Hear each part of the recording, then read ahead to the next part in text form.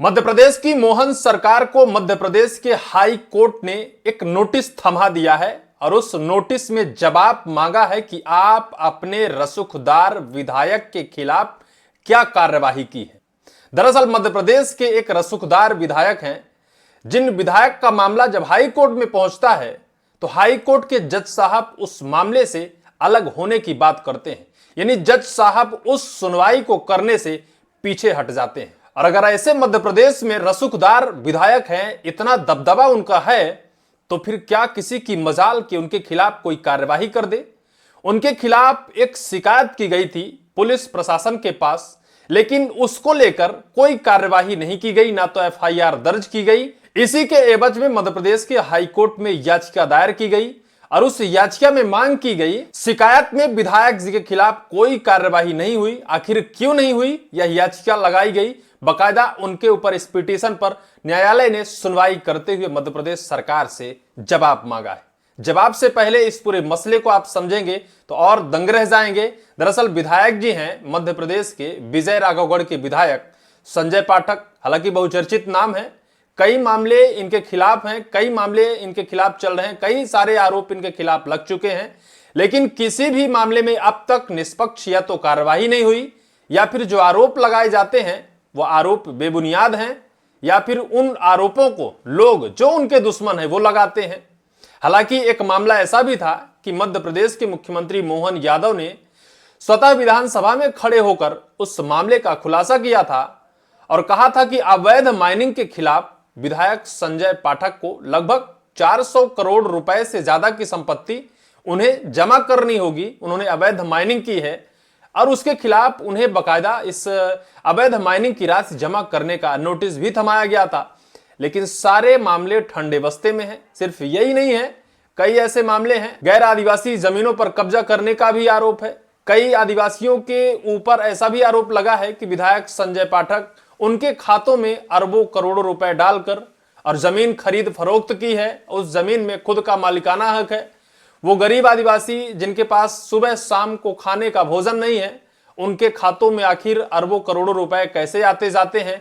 इस मामले को लेकर प्रशासन, पुलिस और यहां तक कलेक्टर साहब ने भी नोटिस थमाई, लेकिन सारे मामले ठंडे बस्ते में हैं। कोई भी ऐसा मामला नहीं रहा जो अंजाम तक पहुंचा। अब तक संजय पाठक जी के ऊपर कोई भी ऐसा आरोप सिद्ध नहीं हुआ। लेकिन एक बार फिर से मध्य प्रदेश हाईकोर्ट जबलपुर ने कल यानी शुक्रवार को एक याचिका की सुनवाई करते हुए विधायक संजय पाठक के खिलाफ मध्य प्रदेश शासन ने क्या कार्यवाही की है, नोटिस थमाया है। और इस खबर के बाद मध्य प्रदेश में यह सवाल खड़ा हो रहा है कि क्या मध्य प्रदेश की भारतीय जनता पार्टी की सरकार अपने ही विधायक के खिलाफ क्या कुछ कार्यवाही की होगी, या फिर कार्यवाही ना करने के एवज में हाईकोर्ट को जवाब क्या दिया जाएगा कि भाई वो हमारे विधायक हैं, उनके खिलाफ हम क्या कार्यवाही करेंगे। क्या ऐसे में यह अंदेशा लगाया जा सकता है कि सरकार कुछ कार्यवाही करेगी, या फिर कार्यवाही करने के लिए हाई कोर्ट को जवाब दिया जाएगा। मैं आपको खबर दिखाता हूं, वो सारे आरोप दिखाता हूं और उन आरोपों की सच्चाई क्या है, किन आरोपों पर विधायक संजय पाठक के खिलाफ सुनवाई हुई है, यह सारी चीज आपको समझने लायक है। खबर देखिए, दैनिक भास्कर लिखता है, बीजेपी विधायक संजय पाठक के खिलाफ मानहानि प्रकरण में एमपी हाई कोर्ट सख्त, राज्य सरकार से जवाब मांगा है। किसके खिलाफ जवाब मांगा है, किसने याचिका लगाई थी? याचिकाकर्ता नजीम खान का आरोप है कि विधायक संजय पाठक ने सार्वजनिक मंच पर उनके खिलाफ कई गंभीर आरोप लगाए, जिसमें उनकी प्रतिष्ठा को ठेस पहुंची है। याचिका के अनुसार विधायक ने दावा किया था कि नजीम खान के स्टॉक से 14,000 कारतूस गायब हैं, अवैध हथियारों की बिक्री की जा रही है तथा आपराधिक प्रवृत्ति के लोगों को हथियार लाइसेंस दिलाने में उनकी भूमिका है। यह आरोप लगाया था विधायक संजय पाठक ने नजीम खान के ऊपर। सार्वजनिक मंच से उन्होंने बकायदा इस बात का उल्लेख किया था और इसके खिलाफ नजीम खान बकायदा पहले पुलिस प्रशासन की शरण में जाते हैं, पुलिस प्रशासन के यहां शिकायत करते हैं, बड़े अफसरों के पास जाकर इसकी शिकायत करते हैं। यह भी सुनिए, नजीम खान ने इन आरोपों को पूरी तरह निराधार और मानहानिकारक बताते हुए कहा, उनसे उनकी सामाजिक और व्यावसायिक छवि को नुकसान पहुंची है। उन्होंने आरोप लगाया कि मामले को लेकर पुलिस और प्रशासन अधिकारियों से शिकायत की गई थी, लेकिन ना तो एफआईआर दर्ज की गई और ना ही किसी प्रकार की जांच शुरू की गई। ये पूरा मामला रहा। क्योंकि नजीम खान ने पुलिस प्रशासन के पास जाकर इसकी शिकायत की थी। प्रशासनिक अधिकारियों को यह सारा मसला बताया था, एफआईआर दर्ज करने की मांग की थी, लेकिन पुलिस प्रशासन ने ना कोई जांच की और ना तो उसको लेकर एफआईआर दर्ज की, ना कोई पूछताछ। अरे भाई, सत्ता के रसूखदार विधायक हैं, उनके खिलाफ पुलिस क्या कार्यवाही कर सकती है? जब एक जज साहब विशाल मिश्रा, इससे पहले 2 बार हो गया कि विशाल मिश्रा जो हाई कोर्ट जबलपुर के जस्टिस हैं, उन्होंने 2 मामले में अपने आप को पीछे खींचा। पहला मामला वो था जब विधायक संजय पाठक के खिलाफ यह आरोप लगा था कि विधायक जी ने विशाल मिश्रा यानी जज साहब से फोन पर कांटेक्ट किया, अपने मसले को सेटलमेंट करने की बात कही। उस मामले में भी विशाल मिश्रा जी ने अपने हाथ पीछे खींचे थे, सुनवाई करने से साफ तौर पर इनकार किया था और उस याचिका को दूसरी बेंच में फॉरवर्ड किया था। एक बार फिर से इस याचिका को भी उन्होंने दूसरे बेंच पर फॉरवर्ड किया। उन्होंने कहा कि संजय पाठक के खिलाफ सुनवाई हम नहीं कर सकते हैं। इससे पहले यह खबर आई थी और इसको लेकर अब जो है सुनवाई हुई है। संजय पाठक से जुड़े मामले में दूसरी बार अलग हुए जस्टिस विशाल मिश्रा। इस मामले से जुड़ा एक महत्वपूर्ण पहलू यह भी है कि भाजपा विधायक संजय पाठक से संबंधित मामले की सुनवाई से हाई कोर्ट के न्यायमूर्ति विशाल मिश्रा दूसरी बार स्वयं को अलग कर चुके हैं। इससे पहले सितंबर 2025 में भी उन्होंने एक अन्य प्रकरण की सुनवाई से यह कहते हुए स्वयं को अलग कर लिया था कि विधायक की ओर से उनसे फोन पर संपर्क करने का प्रयास किया गया।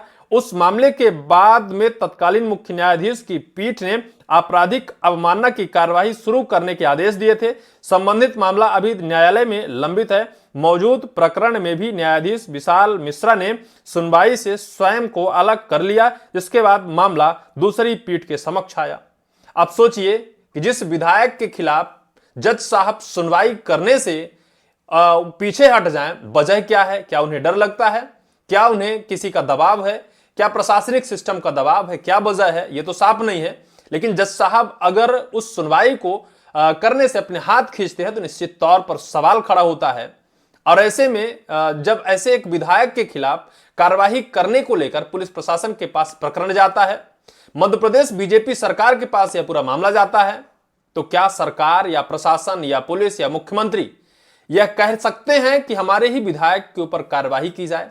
मसला चाहे जितना बड़ा हो, अगर इतने बड़े रसूखदार विधायक हैं, अगर उनके खिलाफ जज साहब हाथ पीछे खींच सकते हैं, तो फिर क्या मजाल है कि पुलिस प्रशासन मुख्यमंत्री किसकी औकात किसकी बिसात की उनके खिलाफ कार्यवाही कर सके? क्या यही वजह है कि मध्य प्रदेश की हाई कोर्ट जबलपुर की बेंच ने मध्य प्रदेश शासन से जवाब मांगा है?